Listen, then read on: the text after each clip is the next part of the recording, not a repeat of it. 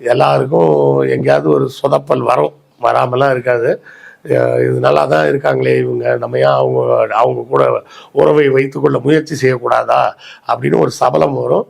அந்த சபலம் வரக்கூடிய அந்த நிமிஷமே நம்மளுடைய பார்ட்னர் நமக்கு என்னெல்லாம் செஞ்சுருக்கிறாங்கன்னு ஒரு நிமிடம் சிந்தித்தால் அந்த சபலத்திலேருந்து வெளியே வந்துடலாம்.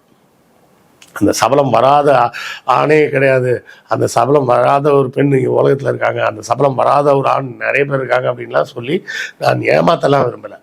வரும், அது இயற்கை, பயாலஜி அட் ஒர்க். அப்படின்னா அது என்ன ஆகும், ஒரு ஆணுக்கு யாரோ ஒரு பெண்ணை பார்க்கும்போது ஒரு ஈர்ப்பு ஏற்படத்தான் செய்யும், ஒரு பெண்ணுக்கு யாரோ ஒரு ஆணை பார்க்கும்போது ஒரு ஈர்ப்பு ஏற்படத்தான் செய்யும்.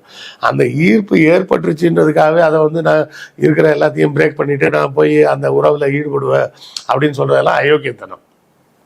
அதுதான் நான் சொல்கிறது, extra marital affair is not a mistake, it is a choice.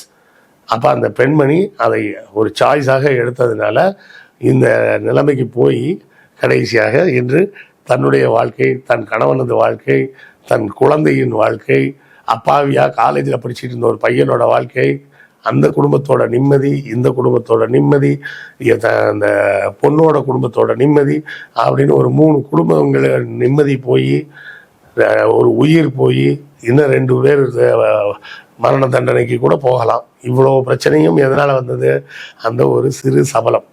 இதை வந்து அது பயாலஜி வேலை அப்படி தான் செய்யும். அதை தாண்டி வெளியே வருவது தான் ஒரு நாகரிகமான மனிதருக்கு உண்டான அடையாளமாக பார்க்கக்கூடும்.